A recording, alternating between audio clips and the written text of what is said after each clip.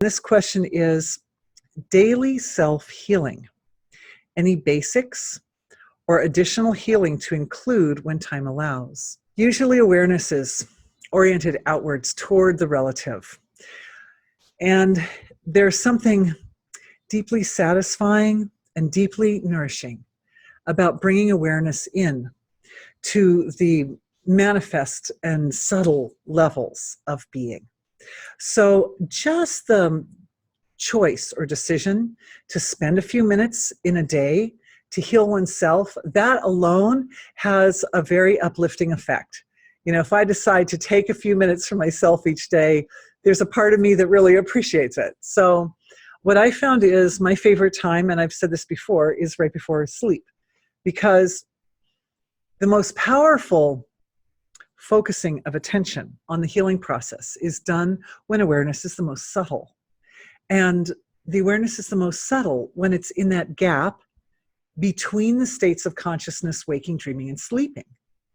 So when we're lying in bed, falling asleep, and it's dark, and so the senses of perception start to close down, then that's a beautiful time for consciousness or awareness to expand and to draw upon its higher potential to promote healing. And also, we all know that the sleep process is a very healing process. So if we use the time just before sleep to go into some healing time for the self, what happens is we experience doing some self-healing in that waking state of consciousness drifting off to sleep. And very often, as needed, the energy healing will continue into dream state and then continue into sleep state. And when that happens, it creates a very powerful effect. It allows one to experience the healing effects or one's own healing capabilities from three different angles, 3 points of perception, we could say, from waking, dreaming, and sleeping. And that's providing a very holistic or broad perspective on the healing process. So that first point is when to do self-healing. Falling asleep time is a great time. If you can afford it, waking up in the morning is also a great time, because you have the same type of dynamics going on of transitioning between waking, dreaming, and sleeping. The other thing is, what can we do at that time? What would be like the most useful way to focus attention? The answer is, and I do this is what I do, is that knowing that our bodies are incredibly intelligent.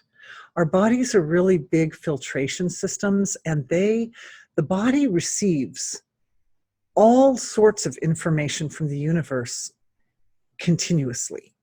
And what the body does, the nervous system, all the different systems of the body are designed to sort of filter out whatever of that universal information isn't relevant at the moment and just bring to awareness what is relevant. So it's the nature of the physiology to let you know what you need. One good way to get started as you're falling asleep is to do a little scan of the physiology with awareness. And sometimes people like to start at the head and then scan down through the body. I find that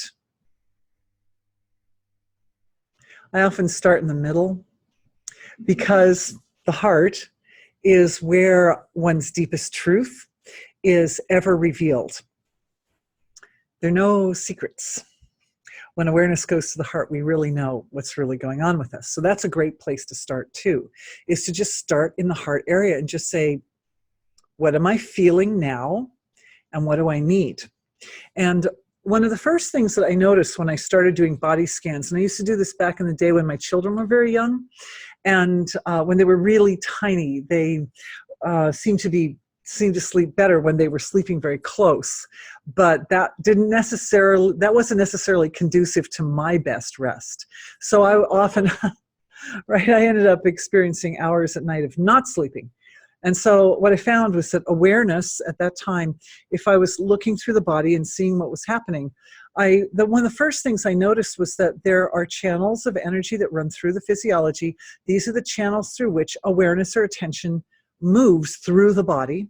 So meridians is one description of those, and nadis is another, because meridians run in the astral plane.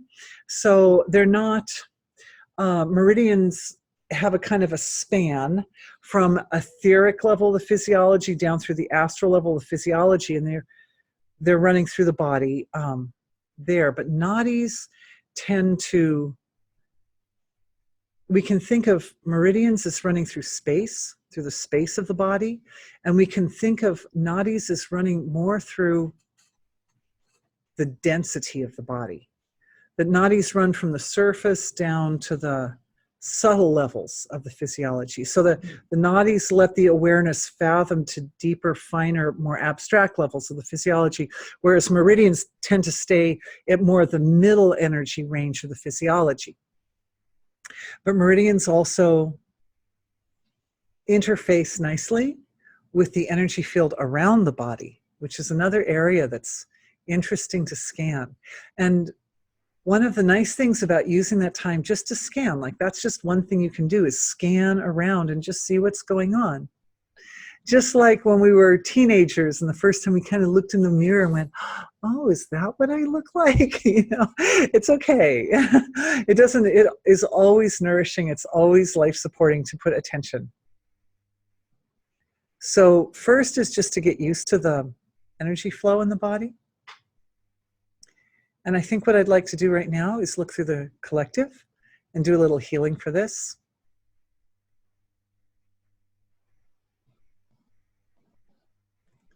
And here's what I'm seeing. I'm seeing the nadis and meridians in everyone's physiologies. And I'm seeing where those energy channels interface with the larger energy field of self. The astral and causal levels of the physiology are essentially collective levels of the physiology. So there's this point where the inner channels of flow interface with the external channels of flow. And that, I'm looking at the junctions. It's like they're points of significance where the energy channels that run within the body talk to or communicate with the energy channels that run out of the body. And right there, I'm feeling a kind of softening in that spot. This is also very helpful for anyone with respiratory concerns, which I think is actually a question in my pile, but that's for tomorrow. But the respiratory system is a way that we understand. It's a physiological way of understanding. Breathing is a way of understanding the relationship between our individuality and our universality. And I just did a blog on that in the newsletter for anybody who wants to check out that information in more detail. So it's like those points in the body where the inner channels of energy meet. There are a lot of them that come out the crown of the head. There are a lot of them that come out through the base of the spine. And then each chakra also has a point of contact. The heart. Each chakra in the front and the back of the body in each chakra point. And so there, as awareness goes onto those spots, what I'm seeing happening is an integration of a level of sweetness and support from the source of creation going onto these spots in the physiology. Out the palms of the hands and the tips of the fingers. Even the tip of the tongue, there's a channel right there.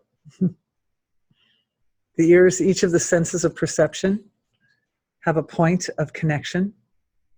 Beautiful, beautiful, beautiful. So for people with challenges in their senses of perception. Also, this is clearing up and softening up. There's a quality of a very tender, it really, to me, looks like a tender love. That seems to be the energy signature. There's even a question about energy signatures in here today. But that seems to be the quality or the feature of consciousness, which is sitting at these spots where the individuality faces off with the environment.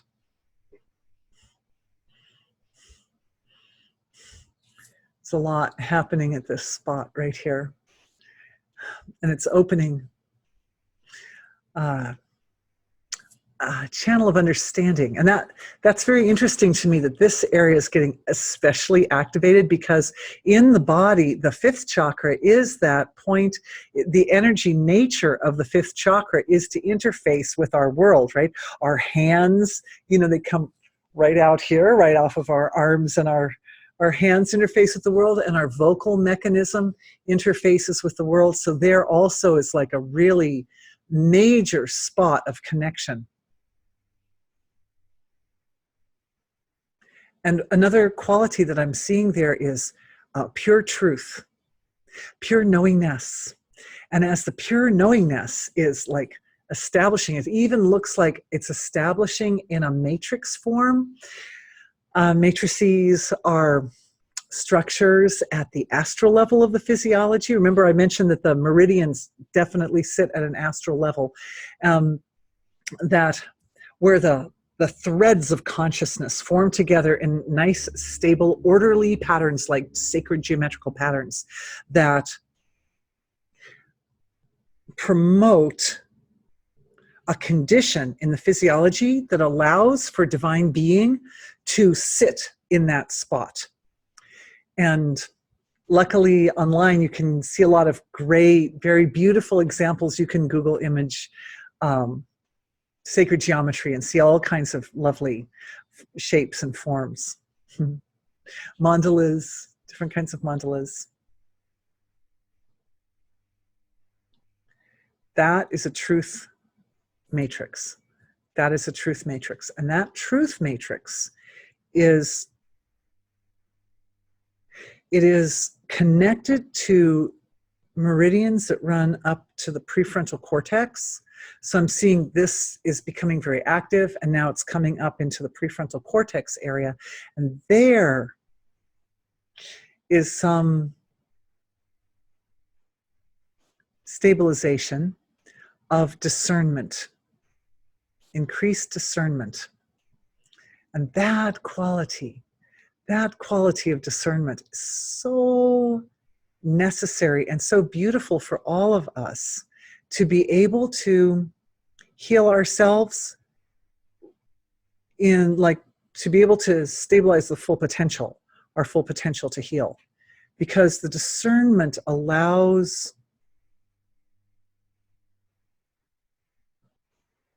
the scanning process to make sense. So we scan, awareness can move through the body, and you start to gain facility at, I want to move my awareness into my liver. I remember years and years ago, around the time that my children were very little, I was talking to my father, who is a very dear man, and we were talking about experiences with health and eating.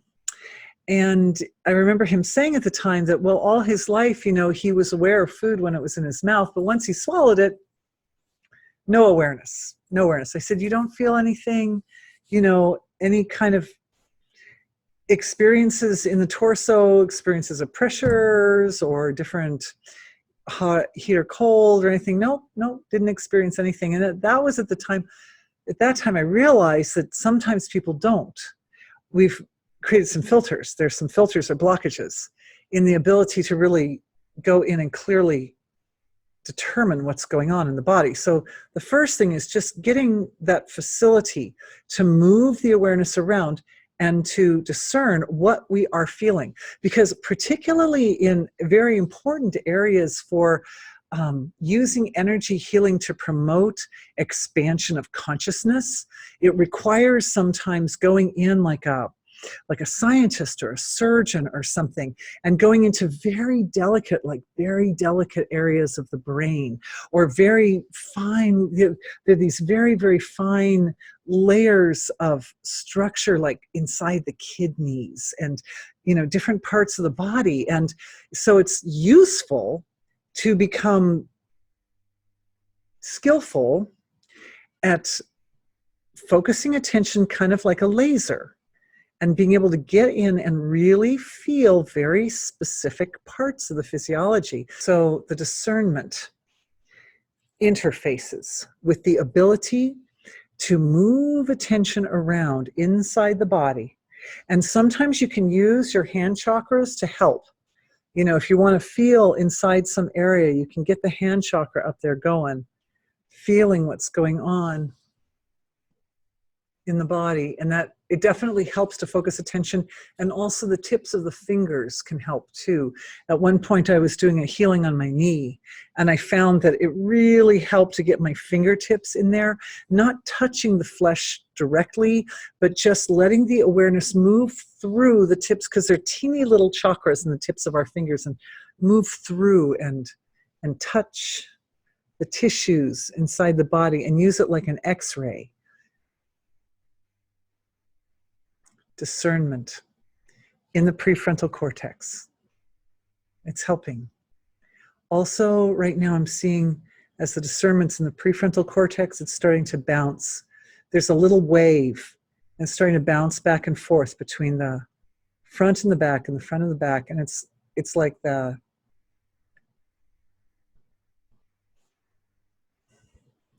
it's moving kind of slowly, because when it gets into the center area, it goes into the gap of silence, and then back to the occipital cortex, and then into the gap of silence, and then into the prefrontal cortex, and then into the gap of silence, occipital, silence, prefrontal. And that is massaging. The entire brain is getting a massage of discernment. Beautiful. I love that. I love that it bounces through the source of creation, the field of infinite silence at the source of creation, and that's sitting right in the center of the brain. It's beautiful. It's beautiful. It's like I've never seen that before, and I love it. You guys are amazing. And it's very interesting, because when the energies like this start to move through the brain, they activate the dopaminergic pathways in the brain. And so that success of moving the awareness back and forth through that, it starts to create bliss. It gives rise to waves of joy, which then communicate back to the heart area, because the heart is the central, organizing center for the physiology. And then the heart can distribute the bliss through the whole body.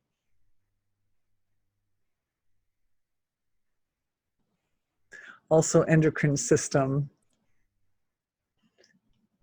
Also seeing an awakening and enlivenment of the Devic intelligence in the physiology. This quality of bliss, because it goes from a dense material level down to the silent source of creation, and then up to the dense level at the occipital cortex, and back to the silence again, and up and down like that. Because it's doing that, it's touching all the levels of the body's intelligence. So those structures of the physiology responsible for maintaining the health of the body, those structures which are non-physical and filled with intelligence, with great, very ancient intelligence, the nature of physiologies, are also experiencing that bliss. Also, when the bliss penetrates the physiology, this isn't a thing, you could do this at night when you're falling asleep, right? It's like back and forth, back and forth. The awareness moves back and forth from the front to the back of the brain. When the bliss starts to penetrate through the whole physiology, also the microbiome is affected. The microbiome, being your collective, responds to the bliss by supporting highest health of the digestive process. And when the digestive process works really, really well, then all the nutrients that the body needs to rebuild and to purify, all those nutrients start to flow in a more effortless manner through the physiology. So that's, and the whole thing, it just kind of cycles out, it cycles out to infinity. It keeps rolling and rolling. We could say that it's also extending or expanding. I can feel it rolling because it goes through the silence, the source of silence. Every time it does that, source of silence represents infinity. So the process touches infinity, then it comes back to the point of the physical form, and then it goes back to infinity like that. It has an effect that influences or creates a kind of a pattern of waves in the web of life. It's beautiful.